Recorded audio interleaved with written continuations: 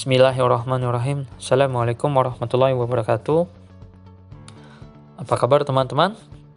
Masih semangat kan untuk terus belajar di kelas Jago Nulis Iklan ini?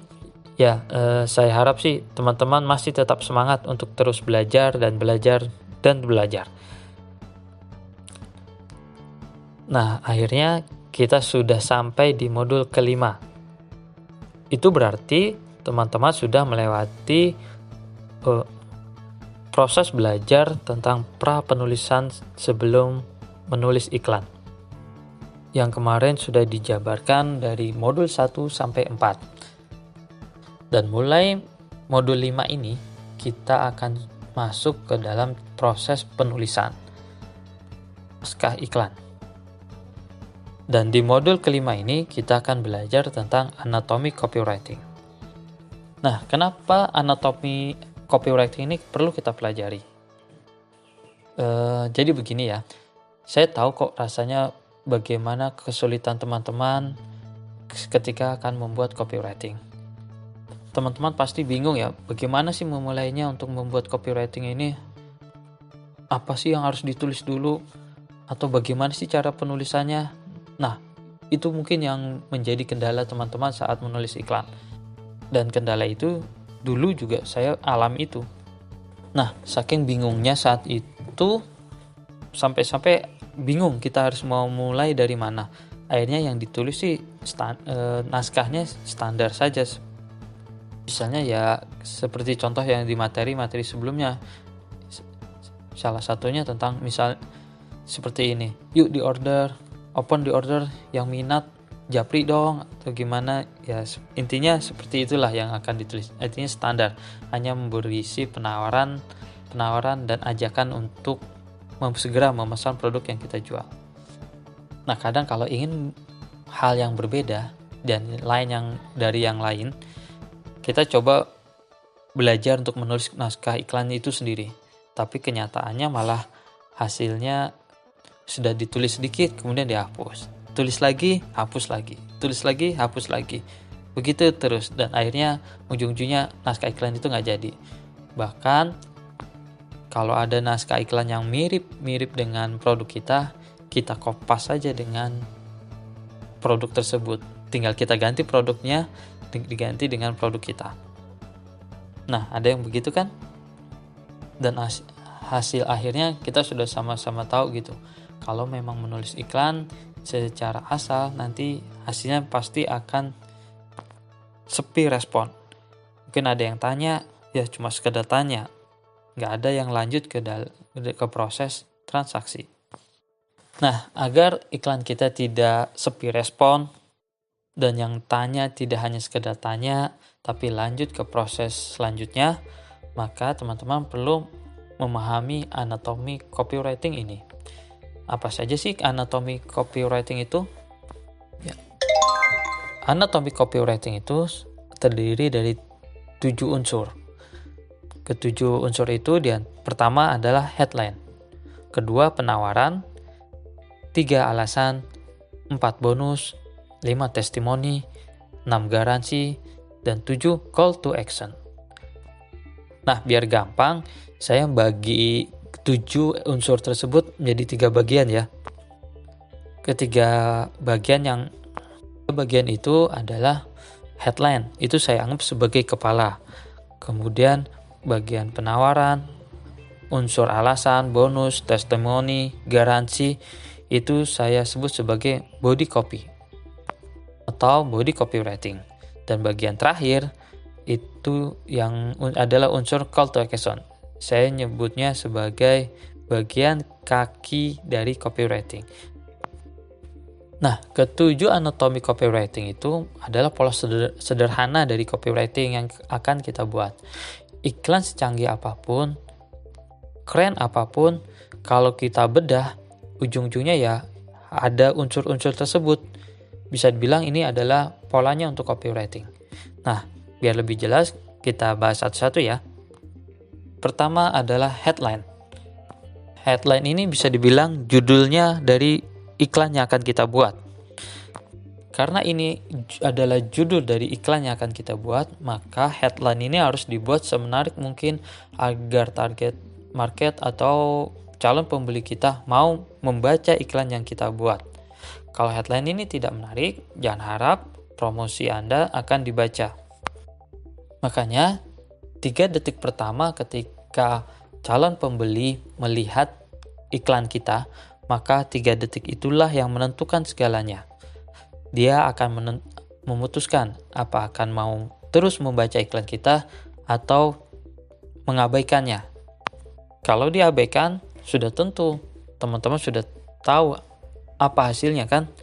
Tentu tidak akan terjadi transaksi. Nah, ada juga penelitian yang menyatakan bahwa 80% orang yang baca iklan itu hanya sekilas. Dan sisanya yang 20% mereka akan baca iklan sampai selesai. Nah, headline ini kita harus bisa membuat 80% tadi paling tidak mau membaca iklan yang kita buat. Nah, maka dari itu, terkadang iklan yang kita buat itu susah-susah gampang sebenarnya. Saya juga terkadang agak lama memikirkan headline apa sih yang cocok untuk saya tulis agar iklan saya banyak dibaca oleh orang lain. Nah, saya biasanya untuk memulai nulis headline, saya selalu memikirkan pain atau masalah apa yang sedang dihadapi oleh target market. Masalah ini juga tentu harus dihindari oleh target market. Jadi saya memikirkan itu dan juga apa sih juga keinginan atau harapan yang ingin dicapai oleh mereka. Nah, 2 hal ini yang mendasari saya selalu untuk membuat copywriting. Maka dari itu ada yang menyebut bahwa headline yang memberikan keuntungan itu bisa dijadikan jalan untuk kita menulis iklan. Jenis headline yang memberikan keuntungan atau harapan, kita bisa menonjolkan manfaat dari produk yang kita jual. Berikan gambaran atau beritahu keuntungan target market jika memiliki produk yang kita jual. Tidak harus selalu keuntungan ekonomis yang ditonjolkan, tapi juga secara psikologis. Contohnya bisa seperti ini. Beli 1 dapat 2. Atau super hemat hingga 100.000. Bisa juga dapatkan bonus jilbab cantik bila belanja minimal 500.000. Begini cara praktis turunkan berat badan. Kemudian ada juga 7 langkah bikin Facebook banjir orderan. Atau jurus mudah tampil cantik dalam 5 menit. Nah, itulah headline yang berbentuk keuntungan. Jadi kita menunjukkan apa yang akan dirasakan oleh target market. Nah, selain headline yang menunjukkan keuntungan atau harapan bagi target market, kita juga bisa membuat headline yang memunculkan ketakutan atau menunjukkan masalah yang dihadapi oleh target market. Nah, awas berat badan Anda naik drastis. Atau juga kita tulis dengan seperti ini, jangan sampai kehabisan. Atau yakin hidup Anda akan baik-baik saja. Contoh lain, kamu nggak akan cantik kalau nggak pakai produk ini. Atau jangan mau bayar lebih mahal dibanding produk yang saya jual. Nah, dari contoh-contoh tersebut, kita menunjukkan ada masalah yang akan dihadapi oleh calon pembeli kita. Headline lain yang bisa kita gunakan dalam menulis iklan adalah menggunakan headline berupa pertanyaan. Lalu headline yang berupa pertanyaan itu seperti apa? Itu kita bisa mengajukan pertanyaan mengenai harapan atau ketakutan target market. Jadi kita seolah-olah bertanya, apakah kamu mau atau tidak mau tentang masalah ini? Nah, contohnya seperti ini ya. Apakah ini yang Anda takuti? Anda bisa jelaskan ini itu apa yang ada dalam yang dialami oleh target market. Sudah siapkah Anda jika, atau bisa juga ditulis seperti ini, yakinkah iklanmu sudah menarik? Atau maukah Anda dapat penghasilan tanpa harus keluar modal? Nah, dari headline itu kita bisa menjelaskan lebih detail apa saja sih yang masalah mereka, apa saja sih masalah yang mereka hadapi, atau keinginan apa saja yang ingin mereka raih. Kita bisa menjelaskan lebih detail di bagian body copy. Headline lain yang bisa kita tulis yaitu headline yang menyampaikan tentang solusi. Jadi ketika kita menulis headline berupa solusi, kita harus lebih dulu tahu dan paham apa saja sih masalah yang akan dihindari oleh target market. Ketakutan apa yang ingin mereka hindari.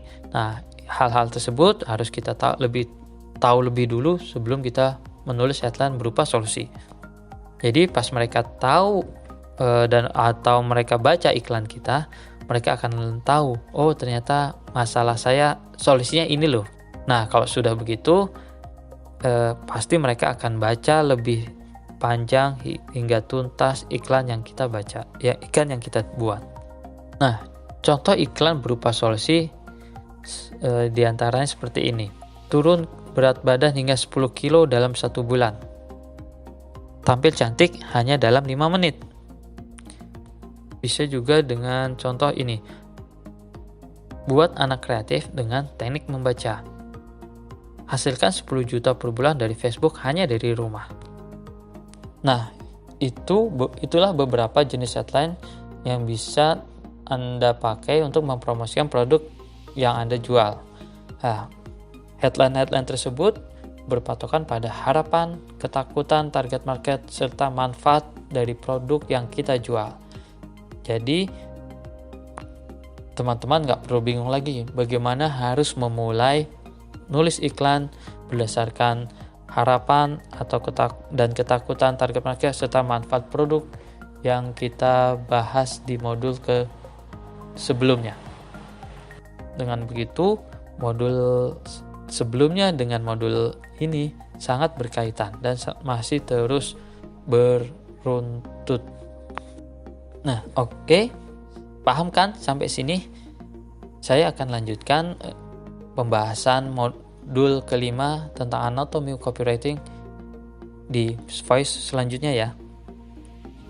Sampai jumpa.